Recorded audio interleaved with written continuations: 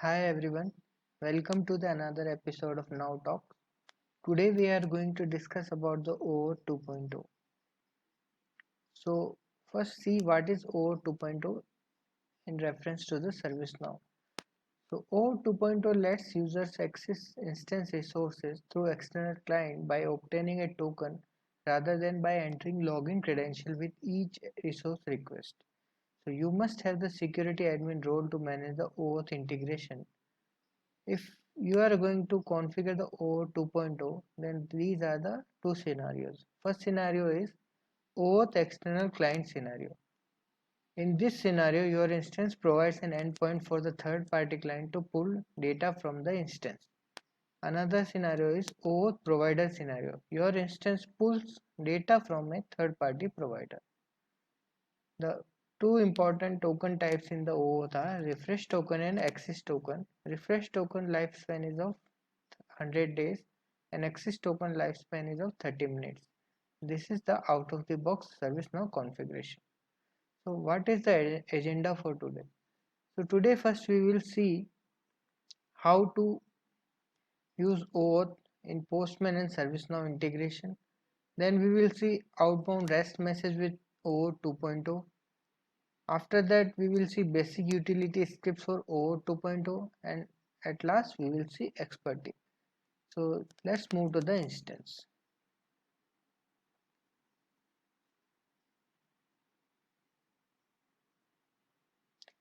So this is our instance, and if you see I am in the REST API Explorer, and in REST API Explorer I am going to get the incident table records. So I am just putting the incident here in the table name,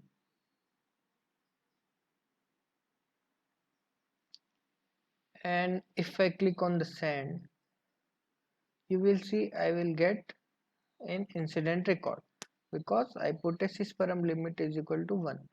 And one important thing is that in some interview questions, the people will ask if what I need to get both the display value as well as the sysID, or the if the field is type of reference field, then if we need both the sysID of that field and the display value also, then this is the parameter which responsible for that. So here you can see return field display value is true, actual value is false, or both. So default is false. So it means if we put here as true, then it will only return the display values. If we put false here, then it will give us the actual value. It means the sysID. And if we need both the values, then we need to put the all here. So this is an important thing. So let's just copy this get endpoint and come to the Postman. So Postman, as you know, it is a REST. You can trigger the REST request from Postman tool. So currently you can see I am on the get method and I am putting the URL which I copied earlier. So here we need to get the incident table record. So I just put the incident here and I am doing the OAuth 2.0. So currently because I did it previously also, so here you can see the token which I already get. So let me start from the scratch. I'm going to new and test OAuth. So I'm creating a new request. Save to Postman echo. Okay, I'm pasting that URL once again. Now I'm putting the incident table name here. I'm going to do the OAuth 2.0 and I'm just deleting the existing token. I'm sending this. Here you can see let me just do it. Yeah, here you can see the error required to provide auth information, user not authenticated. It means the OAuth authentication is not present. for this request. So what we have to do, we have to go to the instance and we have to create an OAuth authentication profile. So how to do that? First of all, we need to go to the OAuth, open the application registry, click on the new.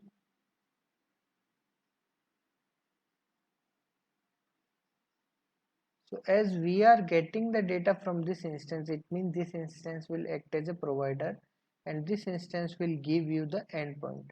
So we are getting the endpoint from this instance. That's why we are going to select create an OAuth API endpoint for external clients. In this scenario, the Postman will act as an external client. So we click on this, just put any name here. So let's say we put now talks Postman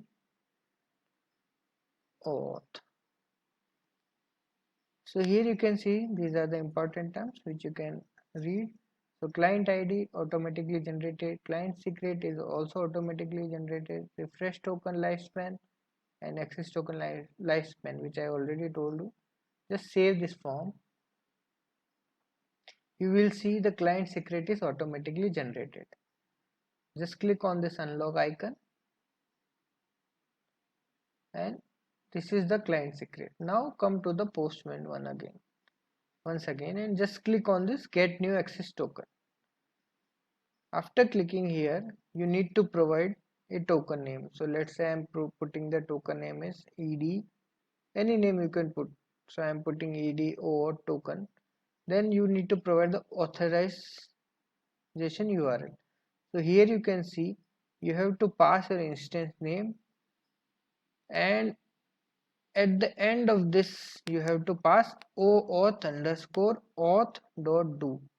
Similarly, for access token URL, you have to pass your instance URL and at the end you have to pass OAuth underscore token dot do. It means the access token URL will be provided by OAuth underscore token and authorization URL will be provided by OAuth underscore auth.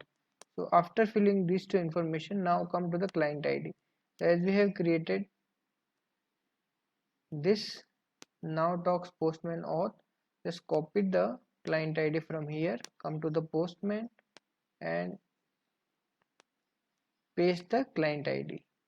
Come to the client secret, copy this and put the client secret here. Now in this scope, this is optional, but pass this value user account. In grant type there are two options available, authorization code and client credential. Just select the authorization code and there is a checkbox request access token locally. Just uncheck this checkbox if it is already checked for you. Now click on the request token.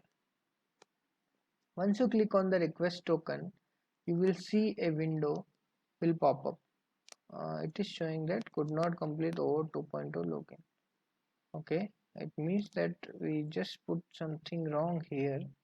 Let me check once again. Okay, this is our screen. Let me save this form. Okay, the one important thing is that this callback URL we need to pass into the ServiceNow OAuth profile. Set this as the callback URL in your API setting page. Just copy that URL and put into the redirect URL. Again save the form, come back to the Postman, click on the request token. You will see this window pop-ups and you can provide any username password which has the proper access. So for a best practice we generally pass the username of the REST admin and the password of the REST admin, but for this demo I'm just doing with the admin user. I'm putting the username and the password and click on the login. Then it will ask whether I would like to give this a permission to connect with my instance. So I have to click on the deny or allow.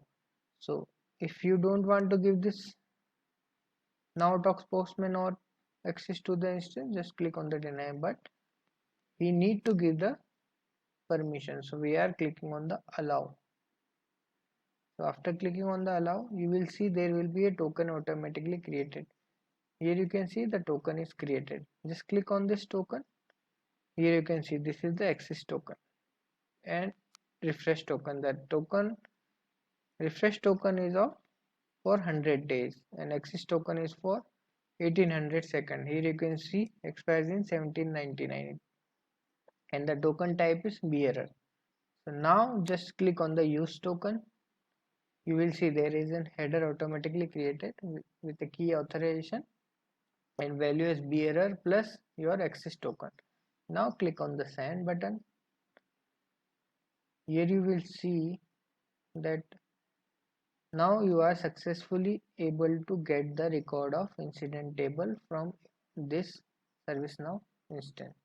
So this is the first part, how to connect your Postman with your ServiceNow instance. So this is the way one. So there is another way present to connect the ServiceNow instance with the Postman that we will discuss in a while. Now welcome back. So this is the another way in which we are going to post on this URL, and this is the URL which we are going to use, your instance name, then auth underscore token.do, and we need to pass some information here. So the information is in the key value pair, the client ID which we will get from the instance. This is the client ID, then client secret, this is the client secret. So we are pasting the client secret. Grant type, we have to select the grant type as password here. Username, so for this demo I have created a user as post.man and the password is 123. Now I am going to click on the send button. After clicking on the send button, you will see I got the access token. So this is the another way through which you can get the access token with the help of this post and this URL. Now we will see outbound REST message with OAuth 2.0. So let's come to the instance. So we have these two instances. One is 81875 and another one is 89277.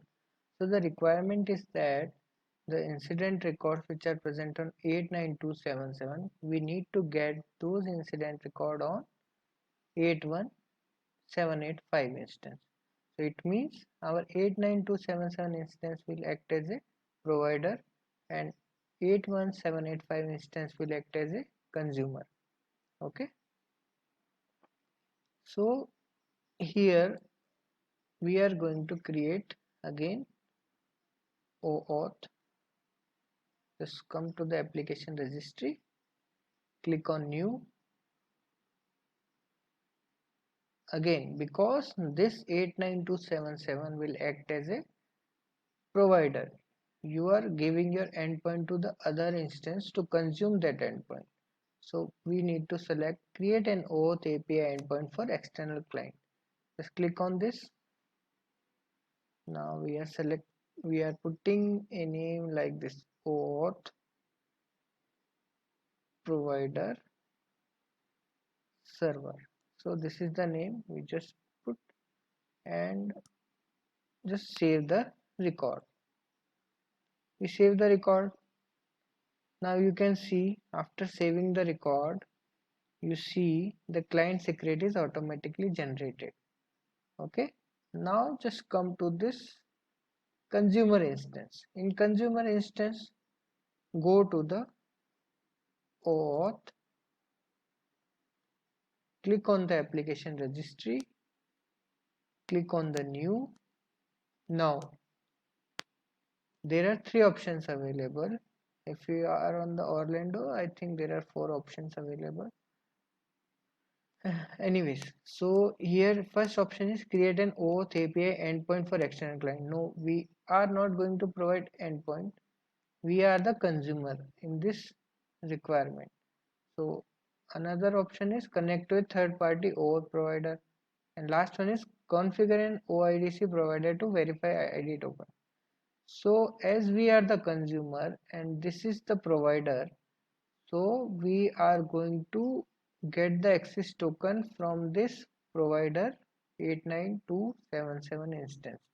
So we are going to click here connect to a third party OAuth provider because we are going to consume the endpoint. We are going to get the data from this OAuth provider instance. Okay. Now we need to put any name here. We are putting name like this OAuth. This is the client and I am consumer. I am acting as a consumer of 89277. So I am going to consume the data from 89277. Again we need to provide the client ID. The client ID from the server or from the provider to the consumer. Just click on here and paste the client ID, client secret, click on the unlock icon, copy this client secret, come here and paste the client secret. Okay, now you will see OAuth API script. So in this option you have to select OAuth util. This is a script include which is out of the box present, and in default run type there are few options available: authorization code, resource owner, password credential, client credential, and JWT bearer. So for this we are going to select resource owner password credential. Okay, now here you can see authorization URL and token URL. So in authorization URL what you have to do, you have to just go to the server or the provider instance, copy the URL, come back, paste here, and in authorization you have to add OAuth underscore auth dot do, and for token URL just again copy and paste OAuth underscore just a moment, let me. Okay, so in the token URL we have to append with OAuth underscore token dot do. So these are the two URLs which you have to fill in the authorization URL and token URL. In authorization URL you need to append with OAuth underscore auth, and in token URL you need to append with OAuth underscore token. Okay, this is all we need to done. And if you see at the bottom of the form in this embedded list there is no record present, and after saving this you will see there will be a record. Just save this, and here you can see this OAuth entity profile is generated. Now what is the next step?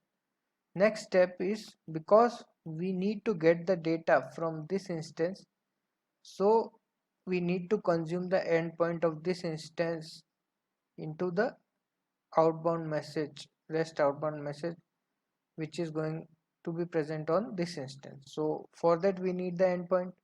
Just come again here and click on the REST API Explorer, and after that we need to select the table as incident because we are going to fetch the data of incident table.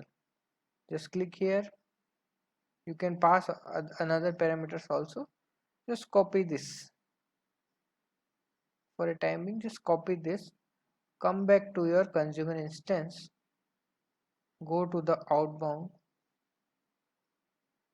REST message, click on new, just put any name, get data from provider 89277. In endpoint, just paste the endpoint, save the record. Now, after saving the record, here you can see the default get method is automatically created. Just click on the default get method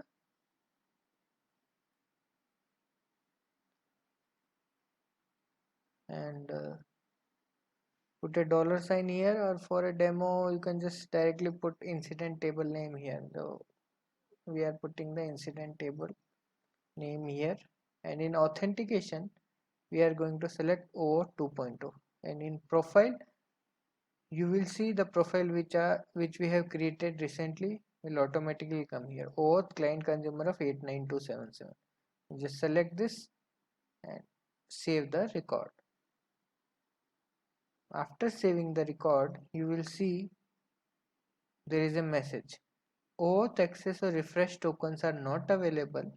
Verify OAuth configuration and click the get OAuth token link below to request a new token. Okay.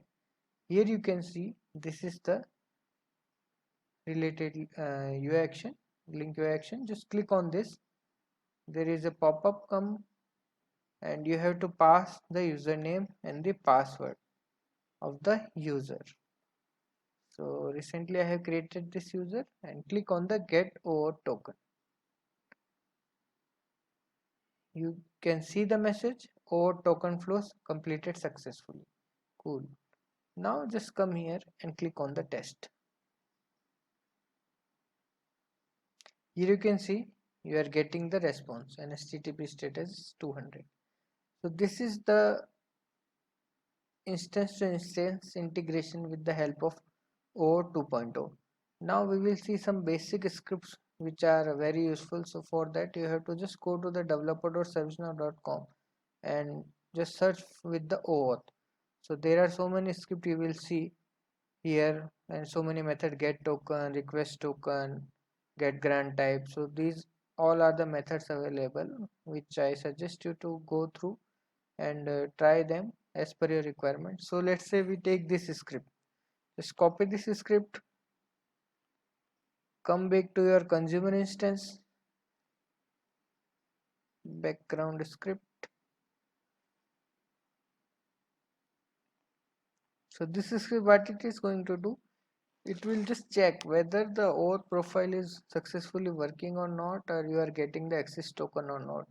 So before designing the outbound REST message, you can directly check with this script whether the OAuth profile is successfully working or not. So here you have to pass some information. Grant type is password, username. You need to pass the username. So this is our username, and you have to pass the password. And after passing the password, you need to pass the profile which you have created, the name of the profile. So what is the name of the profile? This is the application registries. Let me check what is the name of the profile. Underscore list. Yeah, so this is the name of the profile which we have created recently. Just copy this and paste it here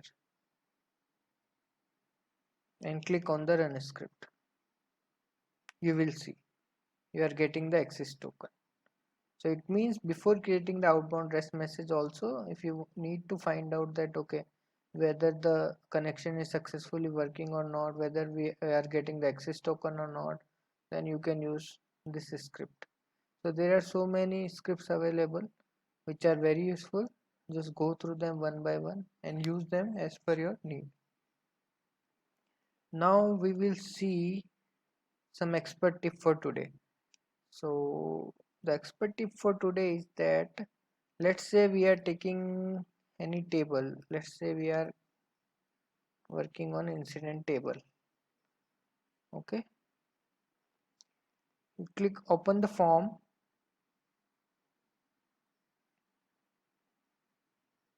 and there is a requirement to add a new field to this incident table. So let's say the name of the field is requirement. The name of the field is requirement. So there are various ways to add the field to a form. Either you can add from the form designer, or either you can add from the form layout or from the table. So what is the best way? The best way is to add the field always after going to the table. It means do not add the field from the form layout. Why? I am going to show this. So again come to the incident dot list. Just click here, configure, configure table. Okay, now we are going to add a field. Click on the new.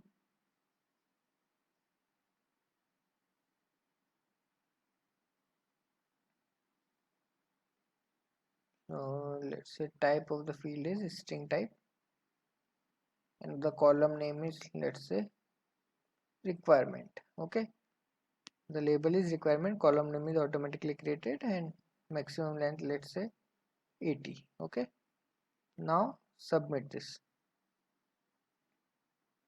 We have submitted the form, and here you can see the field which we have recently created will automatically added here. If you see in the column label requirement, this is the field which we have created. Now again click on the new.